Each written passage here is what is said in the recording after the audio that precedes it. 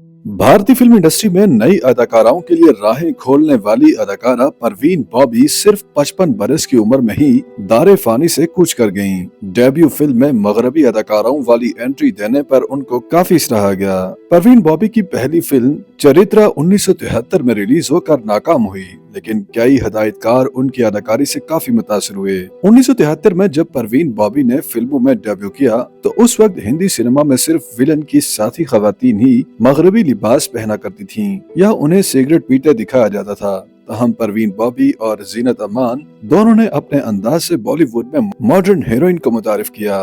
22 जनवरी 2005 में 55 साला परवीन बॉबी मुंबई में अपने फ्लैट पर मुर्दा पाई गई थीं। डॉक्टर्स के मुताबिक उनकी मौत की वजह ज़हनी और जिस्मानी बीमारियां करार पाई थीं। मुसन्निफा करिश्मा उपाध्याय की किताब परवीन बॉबी अ लाइफ के मुताबिक अदाकारा ने अपने करियर के दौरान जतिंदर, धर्मेंद्र, ऋषि कपूर, शशि कपूर और राजेश खन्ना जैसे स्टार्स के साथ तो काम किया, लेकिन अमिताभ बच्चन के साथ उनकी जोड़ी को खूब पसीराई मिली। 4 अप्रैल 1949 को भारतीय रियासत जूनागढ़ में पैदा होने वाली परवीन बॉबी का ताल्लुक नवाब ऑफ जूनागढ़ के खानदान से था, लेकिन उन्होंने फिल्मों में एंट्री के लिए खानदान को कभी इस्तेमाल नहीं किया। 1969 में उनकी करीबी रिश्तेदार जमील से मंगनी हुई, जो पाकिस्तान इंटरनेशनल एयरलाइन में पायलट थे। तहम 1971 में पाकिस्तान और भारत के दरमियान जंग के बाद जो हालात पैदा हुए, उसके बाद उनकी वालदा ने इस मंगनी को तोड़ दिया और परवीन को उसके बारे में एक खत के जरिए मतला कर दिया। 1976 में हिदायतकार रवि टंडन की फिल्म मजबूर परवीन बॉबी की पहली हिट फिल्म साबित हुई, जिसमें उन्होंने पहली बार अमिताभ बच्चन के साथ काम किया।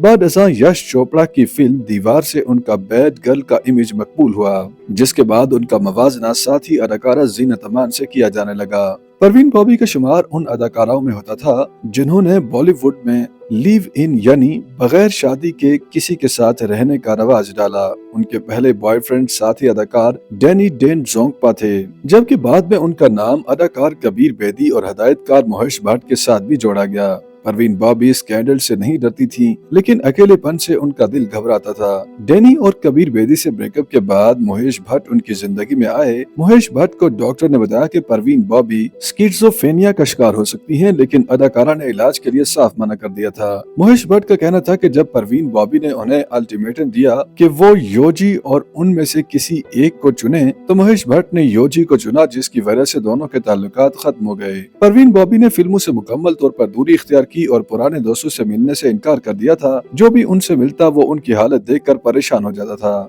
किताब के मुताबिक जिंदगी के आखिरी हिस्से में परवीन बॉबी मजहब तब्दील करके ईसाई हो गई थीं, लेकिन उनकी वफात के बाद उनकी तदफीन इस्लामी अकायद के मुताबिक ही हुई थी, क्योंकि उनके रिश्तेदारों ने इस मजहब की तब्दीली को मानने से इनकार कर दिया था।